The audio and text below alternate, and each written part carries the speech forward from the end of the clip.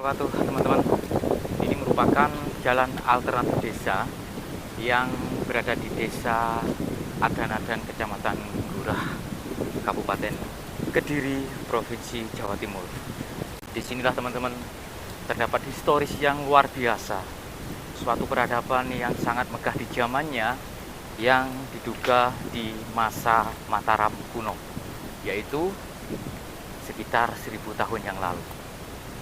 Nah, ini merupakan semak belukar yang cukup rimbun sekali, namun di dalamnya menyimpan suatu peninggalan di masa kerajaan.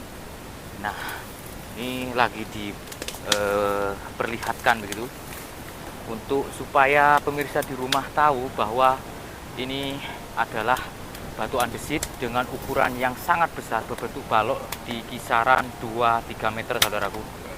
Nah, seperti ini ya.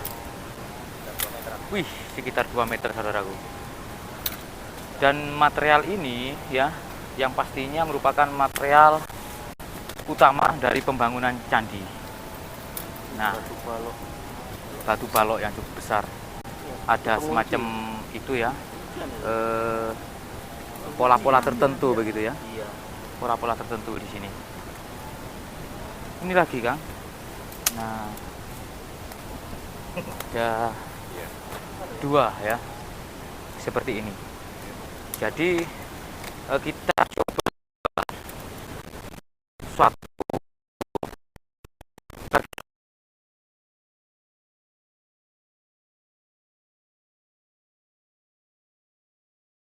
dilakukan ekskavasi. Namun teman-teman, saya mau cerita sedikit.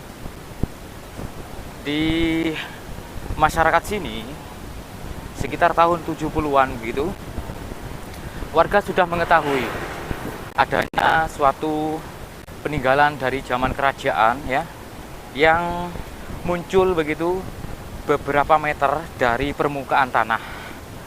Dan lokasi ini merupakan jalur lahar Gunung Kelut. Jadi ketika Gunung Kelut meletus, laharnya itu melewati dari lokasi ini, saudaraku. Setelah itu teman-teman, di tahun 70-an maka BPK wilayah 11 Trowulan pada waktu itu melakukan ekskavasi di beberapa titik. Dan ada hal yang di luar nalar begitu. Awalnya dengan muncul hanya 3 meter, ternyata ambles sampai 5 meter. Bahkan ada sesuatu kejadian yang di luar nalar. Salah satu warga di sini mengalami ODGJ begitu, gangguan kejiwaan akibat dari buang air kecil sembarangan di lokasi ini, teman-teman. Dan itu sudah menjadi apa namanya ya,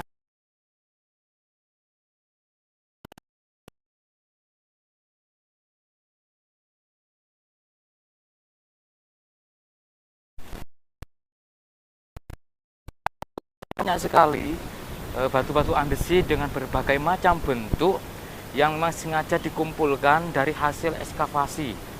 Di tahun 2016 dilakukan ekskavasi lagi di tahun 2019 oleh Pusdisnas, Pusat Penelitian Nasional. Nah, di sini teman-teman ada batu dengan berbagai macam bentuk, bahkan ada ini Dani Buddha ya. Jadi ini adalah merupakan arca begitu, arca Buddha dengan posisi Dani ya, artinya posisi yang lagi bertapa atau semedi begitu, seperti halnya di Borobudur. Dan dari hal itulah maka dugaan untuk sementara begitu, tempat ini ada hubungannya dengan peninggalan berlatar belakang Buddha. Nah, seperti ini, saudaraku. Dan ada satu hal yang lebih istimewa lagi, di kedalaman 3 meter, disinilah dengan dengan 11 lapis ya stratigrafi tanah. Di sini ditemukan makara, saudaraku. Nah, ada 2 makara dengan tinggi kisaran 3 meter, teman-teman ya, yang dipahat atau dibentuk dengan batu yang utuh. Dibentuk oleh batu yang utuh, saudaraku. Di sini kita bisa melihat karya dari leluhur kita, bagaimana mereka memahat dengan secara rinci begitu ya, kaya dengan ukiran. Coba kita memutar ya. Kondisinya saat ini untuk di bagian bawah itu mulai lembab begitu, bahkan saya melihat ada genangan air di situ. Oke. Dan ini memang sengaja diberi pagar supaya pengunjung tidak terlalu dekat karena struktur tanah atau kontur tanahnya cukup labil begitu ya. Cukup labil, teman-teman. Nah, seperti ini saudaraku ya. Jadi memang sekilas berwarna putih seolah-olah ini merupakan bahan dari cor. Tapi warna putih ini dari ini teman-teman ya. Abu yang memang kondisi tanahnya itu ada hubungannya dengan bekas lahar letusan gunung Kelut. Di bagian atas itu ada kehitaman begitu ya, dan itu merupakan warna asli dari batunya, dari batu andesit begitu saudaraku. Coba kita zoom sedikit demi sedikit untuk melihat karya dari leluhur Nusantara ini saudaraku, yang diduga sudah berumur 1000 tahun yang lalu. Bahkan tidak sedikit warga menyebutnya ini ada hubungannya dengan Kerajaan Kadiri dan Singosari, dan terciptanya bendera merah putih itu diawali dari sini saudaraku.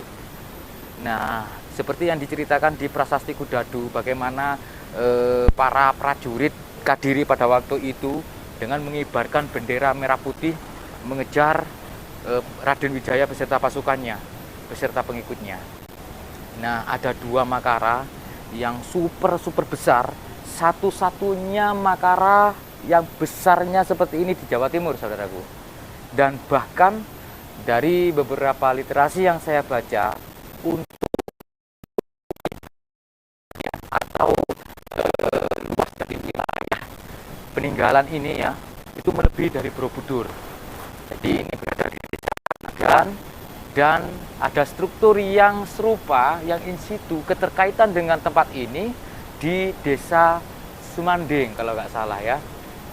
Jadi ini desa Adanadan, terus ada struktur desa Semanding yang jarak di sini tuh kurang lebih setengah kilometer saudaraku.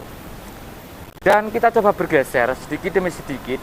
Selain juga ada makara yang luar biasa, 2 makara, dan di sini terdapat arca Dwarapala. Di mana arca Dwarapala ini sebagai penjaga dari pintu bangunan suci atau bangunan sakral pada waktu itu. Nah, di sini teman-teman. Jadi seperti ini ya, dan sama memang dibuat dari batu yang utuh. Kalau melihat dari besarnya begitu ya saudaraku ya, sangat besar sekali, dan dipastikan begitu untuk beratnya ini